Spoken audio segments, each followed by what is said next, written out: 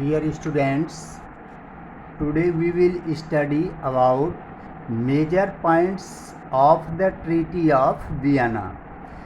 Vienna treaty के Vienna संधि के जो मेजर पॉइंट्स हैं उसके बारे में आज हम स्टडी करेंगे। यह इम्पॉर्टेंट क्वेश्चन है, आप लोग नोट डाउन कर लेना अपनी कॉपी में।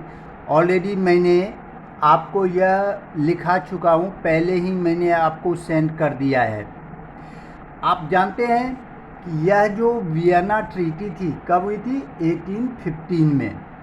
तो इसके मेजर पॉइंट्स क्या क्या थे? First, the Bourbon dynasty which had been disposed during the French revolution was restored to power. अब जानते हैं कि 1789 में जो फ्रेंच रेवोल्यूशन हुआ था, उस समय लुई 16 वहाँ के किंग थे, वे बर्बन डायनेस्टी के किंग थे।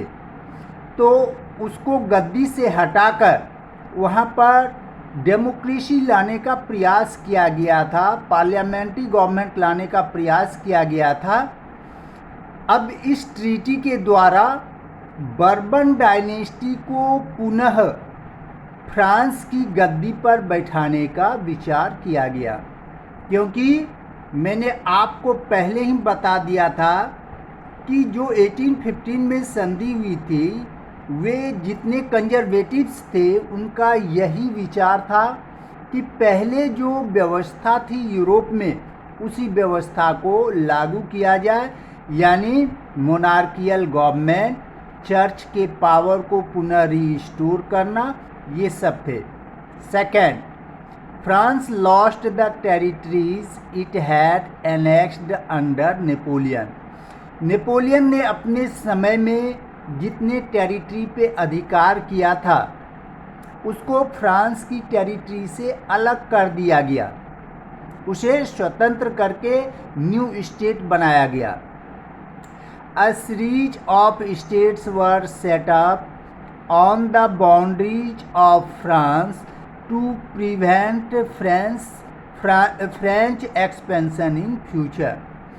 अब जो ये उन टेरिटरी को हटा दिया गया था जिस पर कि नेपोलियन ने जीता था, अब फ्रांस के चारों ओर न्यू स्टेट्स का निर्माण किया गया, पावरफुल स्टेट का निर्माण किया गया, जिससे कि फ्रांस फ्यूचर में एक्सपेंशन नीति को नहीं अपना सके।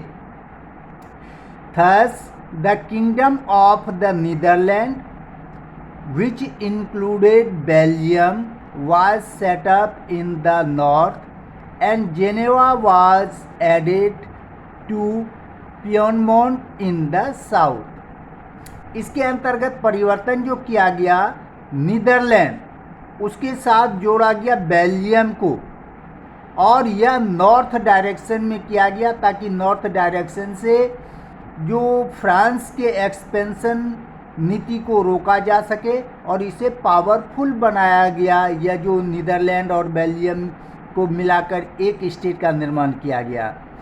Geneva was added to Piedmont, Geneva में पिडमंट को जोड़ा गया और यह साउथ डायरेक्शन में था। प्रूशिया वाज, प्रूशिया आप जानते हैं, यही बाद में जर्मनी बना था। Prussia was given important new territories on its western frontiers। Prussia को वेस्टर्न फ्रंटियर्स में इम्पॉर्टेंट टेरिटरीज को दिया गया, while Austria was given control of northern Italy, और ऑस्ट्रिया को नॉर्दर्न इटली पर कंट्रोल करने का अधिकार दिया गया।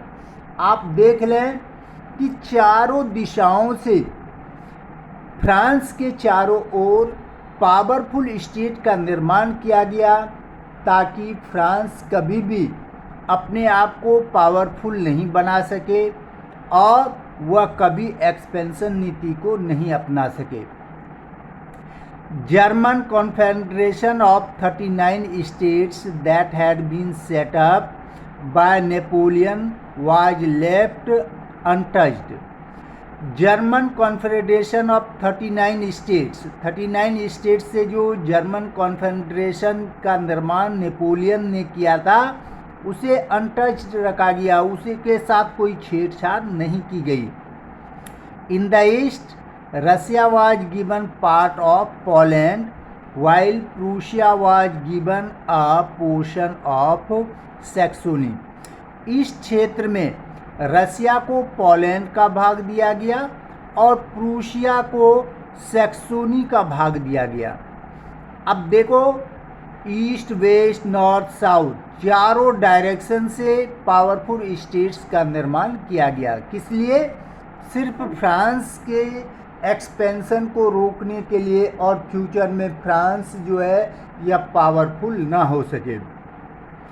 From the above points it can be understood that main intention was to restore the monarchies that had been overthrown by Napoleon and create a new conservative order in Europe. इसका जो संधि थी इसका मुख्य उद्देश्य था कि नेपोलियन ने जो मोनार्कीज रूल को समाप्त कर दिया गया था और create a new conservative order in Europe. जो नेपोलियन ने मोनार्कीज को समाप्त किया था उसे पुनः जो है मोनार्कियल रूल यूरोप में लागू किया जाए और कंजर्वेटिव गवर्नमेंट यूरोप में पुनः लागू किया जाए, यही इसका मुख्य उद्देश्य था। अब देखेंगे आगे हम द रेवोल्यूशनरीज, रेवोल्यूशन करने वाले।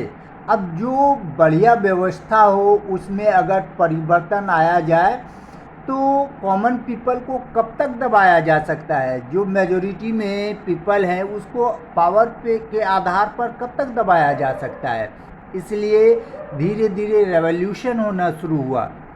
During the years following 1850 the fear of repression drove many liberal nationalist underground. यह जो 1815 का जो समझौता हुआ इसके बाद जो लिबरल नेशनलिस्ट थे वे अंडरग्राउंड हो गए, उन्हें डर हुआ कि उन्हें कुचल न दे।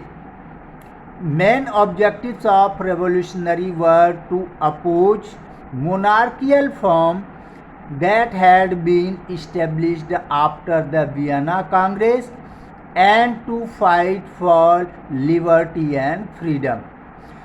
जो रेवोल्यूशनरीज थे उसका मुख्य उद्देश्य था कि मोनार्कियल फॉर्म का जो गवर्नमेंट वियना कांग्रेस के द्वारा किया गया, यानी जो कॉमन पीपल को जो राइट्स दिए गए थे वह सब जो समाप्त किया गया और वहाँ पर जो लिबरल गवर्नमेंट बनी थी, एक कॉन्स्टिट्यूशनल गवर्नमेंट का निर्माण हुआ था, उसे समाप्त करके पुनः मोनार्कियल रूल जो लागू किया गया था इसका विरोध करना और लिबर्टी एंड फ्रीडम के लिए फाइट करना, लिबर्टी का और फ्रीडम का डिमांड करना।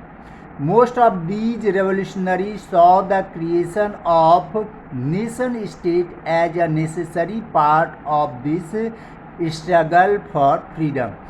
और ये जो रेवोल्यूशनरीज थे ये मानते थे कि यह सब समाप्त तभी हो सकता है जब नेशन स्टेट का निर्माण हो और इसीलिए उनके स्ट्रगल का जो मेन जो उनका इशू था, मेन जो उनका उद्देश्य था वह था नेशन स्टेट का निर्माण करना और फ्रीडम को प्राप्त करना। ओके।